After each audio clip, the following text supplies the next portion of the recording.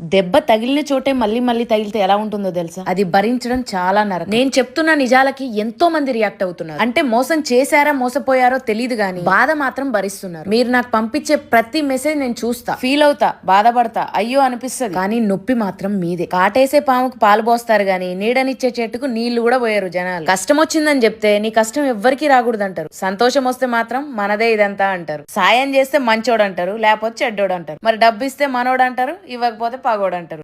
ఇదండి ఇప్పుడు ప్రపంచం. బ్రతకడానికి ఏం అవసరం అని డబ్బున్నోడిని అడిగితే మనశ్శాంతి ఉంటే చాలా అన్నాడంట. మరి డబ్బు లేనోడిని అడిగితే డబ్బు ఉంటే చాలు మనశ్శాంతి దేవుంది చిటికలే కొనేయచ్చు అన్నాడంట. ఇక్కడ ఇద్దరికి మనకి తెలియాల్సింది ఏంటంటే ఏదున్నా లేకపోయినా తృప్తి పడే మనసు ఉండాలి. అంటే కష్టపడి బతికేవాడు ఒకడుంటాడు, కానీ బతకడమే కష్టం అనుకునేవాడు ఇంకోడు ఉంటాడు. దాందేముందులే, ఓడలు బండ్లు అవుతాయి, బండ్లు ఓడలు అవుతాయి. చూడట్లేదా ఏంటి బయట? ఇప్పుడు నేనేమంటానంటే కొన్ని నిజాలు తెలిసినా మనం అడగకూడదు మావా. ప్రతి చిన్న దానికి రియాక్ట్ అవ్వకూడదు. మౌనంగా ఉందాం, మనశ్శాంతికి దగ్గరగా ఉందాం. చలో మావా.